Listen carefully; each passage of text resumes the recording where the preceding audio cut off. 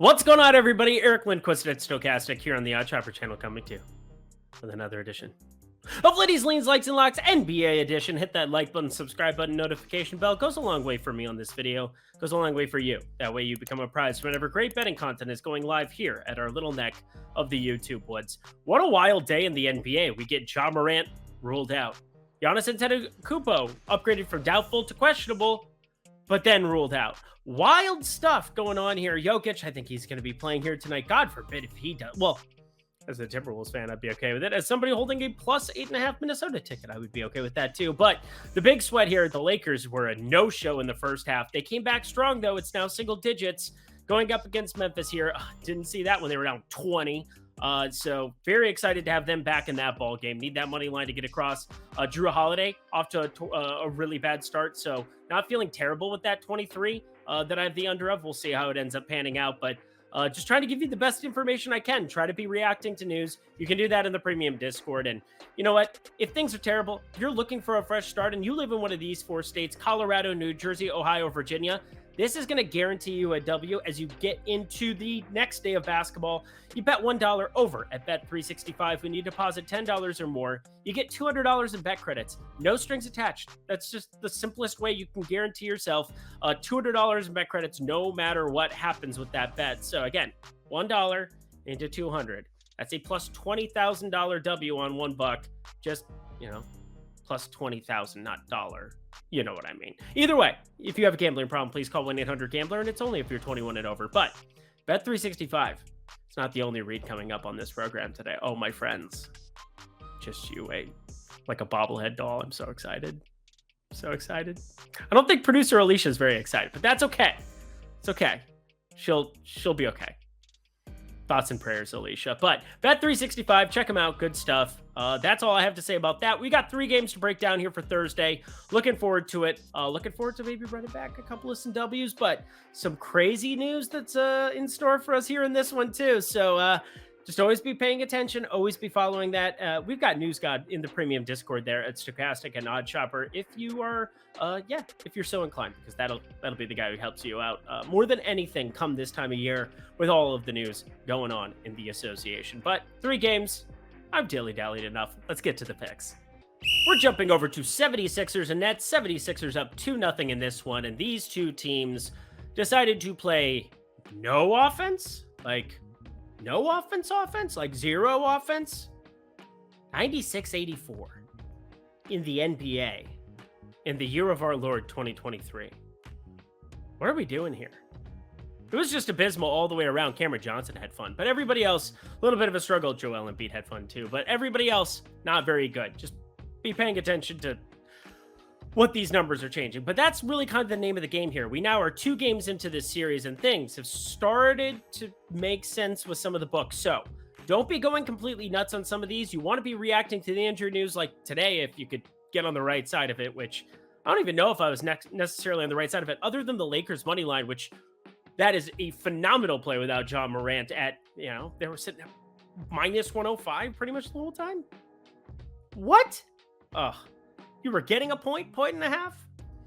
Wild stuff. But anyway, for this one, first one right out of the gate, first play that I have my eye on is that Cameron Johnson individual, because in a world treaded by water, there is only one man who can put a ball in a bucket, and his name is Cameron Johnson.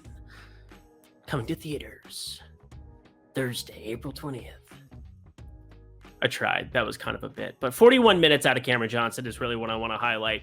It's not the fact that he went 5 for 11 from 3 or 11 for 19 from the field. But if you're going to play 41 minutes, and you're only 4.5 point dogs in this scenario where it's on the road, I think that's the other crazy thing, is that you just went from a 10.5 point spread to 4.5. And I think it can't be understated enough how that should increase the minutes on both sides of the ball. Now, it didn't get completely wonky towards the end until like the very end. Cameron Johnson, that's why he played 41 minutes. But you start putting him, Spencer Dinwiddie, Mikal Bridges, those 3 specifically in for those 40-minute marks. And I think the books got it right on everybody except for maybe Cameron Johnson sitting at 16.5 points. I like seeing the 19 shot attempts. I think that's a plus. If you give me 19 shot attempts for Cameron Johnson, I don't see how he goes over this number if they're going to be good, clean looks. And again, you're going to be paying more of your defensive resources towards the likes of Mikal Bridges and Spencer Dinwiddie if you're the 76ers. So we're leaning over 16.5 for Cameron Johnson first play out of the gate. Next one, we're going to a like play. Said it before. Spread. A little bit strange to me here. 6-point difference between being in Philly and jumping over here. I would actually be a little bit surprised if this line didn't move to 5.5 at close. Maybe 5.5 is a little bit of a stretch, but at 4.5, where it currently sits at every single book as of recording this, -110, I feel really good about this number moving to 5.5 and having an opportunity to invest in Philadelphia. I haven't really seen a heck of a lot from Brooklyn here in the first couple of games. And for me, the big thing is if Tobias Harris, he looks like a different basketball player out there. Philadelphia fans, you can attest. This is not the Tobias Harris you've watched since he got that max deal where he basically packed it in. Him and his dad collected their money. They sat out back, kicked their feet up, just kicked it. I would too. Let's be serious. Give him the bag. It's fantastic. Way to go, Dad. But Tobias Harris, love what we've seen of him. 9 for 14 and 8 for 14 the first two games. Taking shots in rhythm, playing good defense, taking what the defense is giving him. These are some really good wing defenders on the Brooklyn side, and I don't really think they've had any, not really an answer. That's not the right way of saying it. It just seems as though Tobias Harris is pretty unaffected. D'Anthony Melton playing his low 20s minutes here. Not really going to be cutting into anything we're seeing from Tobias Harris, but has been very serviceable there as well. Wanted to at least give Tobias the shout out there because he looked good. And oh yeah, Tyrese Maxey had himself a basketball game. 33 out of Tyrese Maxey. I said this series was really going to be James Harden, Joel Embiid being the primary guys, but what can you get if you're Tobias Harris, if you're Tyrese Maxey, if you're providing that kind of spark? My God, this team is going to be very difficult to beat in the playoffs. So Philadelphia -4.5. I think this becomes 3-0 pretty quickly. But my favorite play from this game, and this is one of those things where the public, I think, drives a narrative or drives a number down in a place where we have a sub 210 total in this one. Yes, you heard me. 209 is where this total currently sits. 209, it's top of the line. Cute face, little waist with a big behind, but I like it. I love it. I want some more of it. See, I went from hip hop to country, and now we are just going to go pop. Dirty pop. Look at it. 209. This is a phenomenal number. I have this closer. Again, I thought it was efficient, closer to that 213, 212.5 number we saw last time out, but I already had this around 215. It didn't even go in the league category, but now it goes in the lock category because that's a 6-point difference that we're looking at between the two. Now, this is a different lock than during the regular season where it is going to be something that might be more than a unit. This is a unit play. Philadelphia's half unit here currently as it stands right now. So just want to give you a little bit of context when we start breaking these down. Want to give you a little bit more in-depth look at each one of these games. And as such, the locks, they might not always be, well, I mean, the under 23.5 Drew Holiday was definitely something I fired up more than a unit. I'm sweating hard. I'm sweating bullets here right now is what it can stand. It's getting hot in here, baby. But over 209, it's getting hot in here. So take off all your, don't do that. It's 209. I just want to go on to the next game. Enough references. Yeah. Stomp gate. The Draymond Green stomp game, man. I wasn't even really that mad about Draymond Green, crushing a dude's chest after getting tripped up.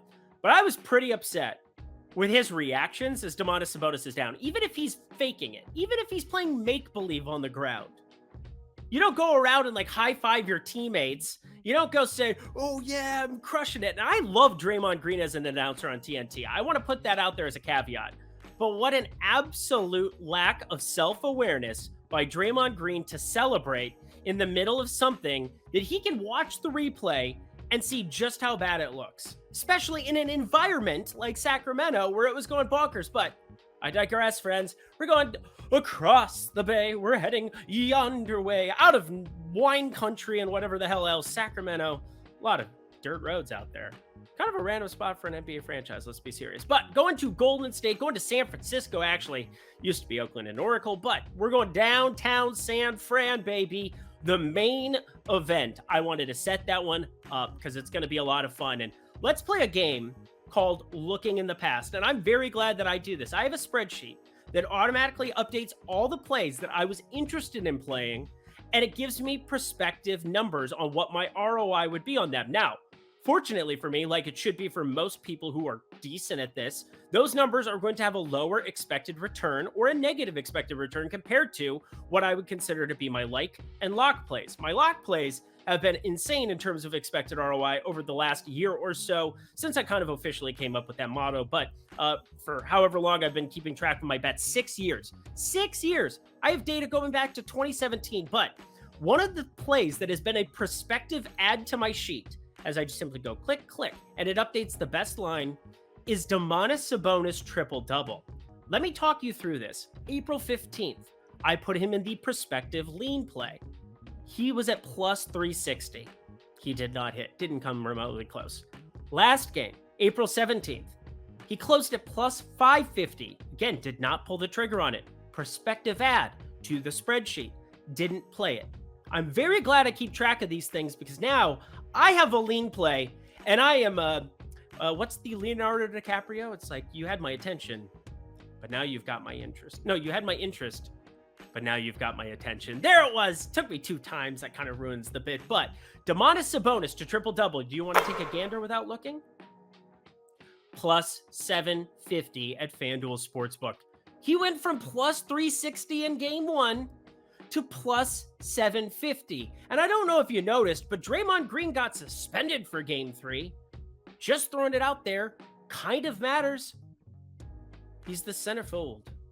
Angel is the centerfold. My love runs cold.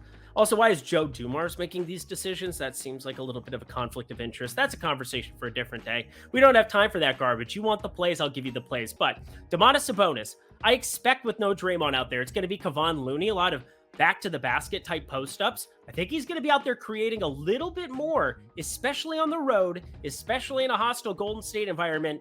That place is going to be rocking. Those fans are no joke either. I know Sacramento's kind of set the gold standard through these playoffs so far, but Golden State, they want it coming back their direction. I get that they're maybe a little bit spoiled, but they are still a really, really good crowd. And I think this game's going to be more competitive than what the spread indicates, which leads us to our next play. And again, the lean play on Domantas Sabonis. I am really strongly considering this one and firing it up, but I'm far more confident that plus 6 Sacramento is the right side of this one. If you were looking at who I think wins this game, I think Golden State wins it. I think it becomes 2-1. But 6 points is a pretty gigantic spread to be looking at, considering Golden State, they were just favored in both games in Sacramento. Say what you want about the officiating. I thought it was a little bit lopsided towards Sacramento too. I'm not some biased person just because I had Sacramento tickets in the first 2 games of this series. I can definitely watch a game and still be impartial and see that the refs were definitely siding with Sacramento, it would seem, on a lot of 50-50 calls in the lane. But I think that could definitely go back Golden State's direction in this one. And still, I don't see this being 6. I see this being 4. I see this being closer to 3.7.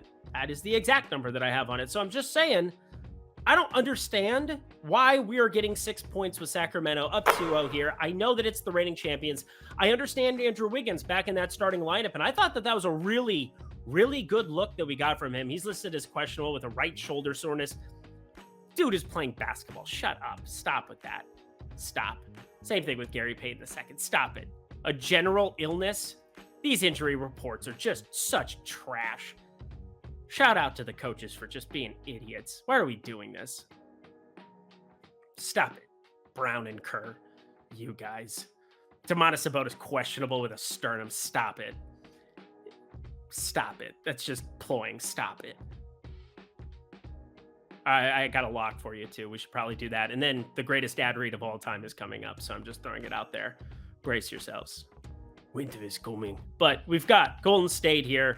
And there's one play that I think they're going to have a couple of issues with, and that's Domantas Sabonis. I think he's going to definitely have his emergence game.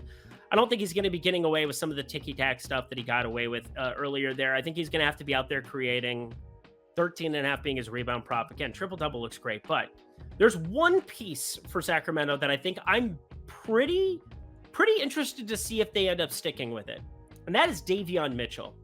He played 28 minutes and played complete shutdown defense of Steph Curry in that fourth quarter. I would give my game ball to Davion Mitchell. This dude was not even in the rotation last year, or during most of this year. He was in the rotation last year as a rookie, but this year was out of the rotation for a lot of time. Found his way to maybe low 10, 12 minutes at spurts. The guy averaged 18 minutes per game over the season, and De'Aaron Fox was out for a lot of those, where Davion Mitchell did get starts. But I think the guy who might not benefit from that a whole heck of a lot is Kevin Huerter, who was playing awesome in that basketball game, put up 15 and 5, picked up his 5th foul, came off the floor, and did not see it again because of how well Davion Mitchell played defense. Now, can Davion Mitchell shut down Steph Curry again when they have time to go make adjustments? I don't know. I've been a little bit confused by Golden State's offensive adjustments in general. Get Steph Curry the ball in his hands up top. Have him get ball screens, create off the dribble, do certain things to open up Klay Thompson, get better looks there. Now with no Draymond Green, you might be running into minutes of Jonathan Kuminga. You could be running into a lot of minutes, barring foul trouble, of Kevon Looney in the pick and roll where you could help him finish at the basket. Lots of things that Golden State can do to create, but Kevin Huerter could get himself off the floor in a lot of situations where Davion Mitchell is shutting down Steph Curry. And I think just the potential of 24, 26 minutes, 28 minutes being on the high side like we saw last game, that's enough to trim down Kevin Huerter's potential opportunity as an offensive playmaker, as an offensive player. Definitely a better offensive player by leaps and bounds than that of Davion Mitchell. Probably always will be, even if Davion Mitchell develops any part of that game going forward. But I think the assist numbers are really what stands out to me. He's now played 31 and 30 the last 2 and 0. It's been all De'Aaron Fox with the ball in his hands. It's been all Domantas Sabonis posting up, setting the pick and roll, doing a lot of things in the movements there, creating open looks, but Keegan Murray getting off the floor, Kevin Huerter getting off the floor, Malik Monk playing so well. Under 2.5 assists is a slam dunk. Absolute slam dunk. So much so that is my favorite play on the board. And I know this seems like a random play and I've been talking in circles, but I want to give you all the information ahead of it because that is what leads me to this play. It's the minutes. It is the opportunity. He played very well and still didn't play the fourth quarter because of Davion Mitchell playing Steph Curry defense. So there you go. I really have nothing else to add. My friends, the perfect package 4.0 is here and Manscaped has joined the party to celebrate with us. Have you been thinking about trimming all of your fixings, whether it's up, whether it's down, whether it's around, wherever you might have that lingering hair, that lingering stuff? Has your girl, has your guy, has anybody else in your life said, yes, you need to take care of yourself? Well, I am here to help, my friends. Just like I give you all the goods for NBA, now I'm giving you all the goods for your goods. Yes, Manscaped. Use promo code Stokastic, STOKASTIC. Get 20% off any package that they have going over at manscaped.com. The perfect package 4.0. It has the lawnmower 4.0, the all-new skin-safe electric trimmer, crop preserver, yes, anti-chafing ball deodorant. It's about to be summer, folks. It's about to be summer, and some of you guys know you're spending time on the golf course, if you're out drinking with the boys, you know, out lake parties, beachfront properties, living the life because you got to know. Just saying, you want to be taking advantage of taking care of your situation ahead of time. The Crop Reviver as well, the ball spray toner, the magic mat, everything you could possibly want all in one. They also have these other great weed whacker trimmers. They have these other things that really, I cannot say enough about this perfect package 4.0. So check it out for yourself over in the link below, manscaped.com. Thank you to them for their sponsorship of our lovely program. Great to have them back. And again, I am here to help. But I won't actually do the trimming. That'd be really creepy and weird, so we're not going to do that. But STOKASTIC, that is the promo code Stokastic that will get you 20% off anything over at Manscaped. All right, friends, that was fun. Next game, last one. Let's get to it. Friends, Phoenix Suns, Los Angeles Clippers. No love lost between these two basketball teams. Kawhi Leonard doing everything in his power to try to help this basketball team win games. Going back into LA, you're going to have Steve Ballmer on the sidelines being a psychopath. Why don't you go get Kevin Durant? Could have traded a broken down Paul George. No, nobody would have made that trade. Let's be serious. I still can't believe Brooklyn was able to pull off something where they actually got something in return. Pretty wild stuff. But Kawhi Leonard, shout out to him. Another just sublime game. 11 for 20 from the field, 3 for 5 from 3, 31, 8, and 7. And it's not like the Suns don't know where the ball's going. Kawhi Leonard he's so damn good. I wish he had any help whatsoever here. You saw the bench get just completely outplayed by Phoenix's bench, by Phoenix's ancillary pieces, whether that was Torrey Craig hitting just hitting every three in the corner. He had 5 of them in that spot. It was just a wild basketball game to see play out. Yeah, 5 for 8 from 3. Look at that. I remember things. But this game comes down to, can you slow down Devin Booker and Kevin Durant if you're the Clippers? And I don't really necessarily see a lot of that madness happening, but I do think the Clippers cannot have possibly played worse in that, starting from about the 2-minute mark in the second quarter, because they were up double digits. If you guys did those boosters where they give you the payouts at double digits, you're happy to have a Clippers money line ticket. Happy to have a Clippers, whatever ticket, because you got paid out on that number. So that was great. But Devin Booker put himself up. He just put himself back into play there. Reminded people he's still pretty good. 38, 9, and 1. 45 minutes. I mean, him and Kevin Durant, they're just going to play an ungodly amount of minutes in the playoffs. That's just kind of what it is. But those numbers reflect it. If I were looking at anything in those directions, I'd be looking at the unders. But speaking of unders, I think the under of 227.5 is where I want to start off with my lean category. I haven't bet it yet. I'm thinking about it. I think there's a chance the public moves this number to 229, and I'd really kick myself to be running to the window to be taking an under right now. If this thing dropped to 225, well, then easy stay away, right? Then I'd really kick myself. But I'm just saying, this number has a better chance of moving up here. Based on the last couple, it's kind of been meandering around this exact same total for the last few. Not a drastic shift like we just saw in that Philly and Brooklyn side. So 227.5. I see the pace of this one being very, very slow, just like you would expect. I mean, Clippers, they're 23rd, 98.5 possessions per 48 minutes. Phoenix, 22nd. Same amount, 98.5 possessions per 48 minutes. So I'm not expecting a whole lot here in terms of pace. Shooting efficiency, I expect that. Kawhi, Kevin Durant, Devin Booker, very, very good. But I'm going to be going to the Clippers money line. I'm watching the Lakers game finish in the corner here. 89-80 with 6 minutes left to go. Yeah. You think I like basketball? I might like basketball a little bit. I can't stop watching. I need to finish watching this game at the same time that I need to give you this information that I've already written down and have all the things for. So there you go. Let's go to Clippers money line here, and let's talk through it. This is simply a value type play. Do I think the Clippers win this basketball game? No, I do not. But I'm getting plus 125 on something that I think is closer to 50-50. Like a lot closer to 50-50 than I have at 55% in the Phoenix direction, but that's still good enough in terms of expected win percentage where I am on the right side of it, getting a small play in at plus 125. If this number drops to plus 110 or greater, like towards even money, do not bet it. Don't do it. You need to be early on these things, especially this play. I do not want to see people tagging me saying, thanks for the shout out. Thanks for the play at plus 105. Don't do it. Plus 110, that's still a little debatable, but I'm just saying, plus 125 where it's at right now, you should be betting it. You should be betting it. Clippers money line, I have a small play. I still think the Suns win, but again, this is a good number to be getting. If you guys want to go to the 2.5 that they're getting here, I think that's pretty efficient. I don't want to be trying to go with that. I think it's just simply Clippers. If they get it done, awesome. If they don't, I'll live. But my favorite play from this game, by far, somebody that I think has an opportunity to really ramp up his minutes based on what we saw last game. And somebody in my premium discount, I can't remember who it is. Go ahead and show yourself in the comment section below. I would really appreciate that. I want to give you props. I want to give you the love.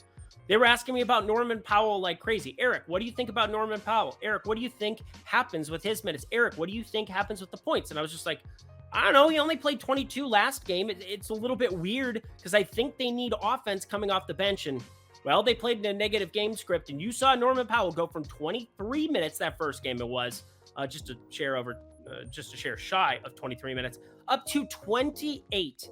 He only put up 12, 4, and 2, but overall this season, between his usage, opportunity, everything all encapsulated, he's averaged 17, 3, and 2. So, yeah, there's no Paul George. So, yeah, I think there are times that Ty Lue might have to just think about taking Russell Westbrook off the floor. I know he played a lot better in terms of his offensive game, and then it still didn't matter. But it's still somebody that I'm not convinced you're better off having on the floor than Norman Powell. I'm just saying. I think Norman Powell has to be playing more minutes for this team. I think Terrence Mann needs to be seeing minutes for this team. Nicholas Batum, kind of wild what we've seen out of him the last couple. If he's going to go 0 for 4 from 3 and he's not providing that spark, get Norman Powell's ass out there and you find that effing dog. It was Billy Madison. Norman Powell, over 18.5 PRA, my favorite play from this game. And don't think it's even remotely close. But Kevin Huerter, my favorite play on the slate, under 2.5 assists. Norman Powell right behind it, over 18.5 PRA. Fire it up. And that does it for another edition of Lindy's Leans, Likes, and Locks NBA edition. Head to that comment section below. Let me know your favorite plays for Thursday's slate. Per usual, I'll be back on Friday. Looking forward to it. Check out Bet365. Check out our friends at Manscaped. Happy to have them along for the ride once more. 20% off when you use promo code Stochastic, so sign up for that. We've got premium offerings in the Discord if you want to join that for the playoffs. We're turning the tide here in the MLB. Texas Rangers, thank God. Minnesota Twins, thank God. Getting a couple locks across the board here on a lovely Wednesday. But I'll have MLB Lindy's out for the 7-game MLB slate. So many things going on here at the Odd Shopper channel. So little time, so just get to watching, get to hanging out, and then join that premium Discord so we can chat whenever you want. Because I'm in it all the time, even if my wife doesn't want me to be. But either way, I'm getting out of here. Until Friday, I'm Eric Lindquist. Best of luck in the NBA streets on Thursday.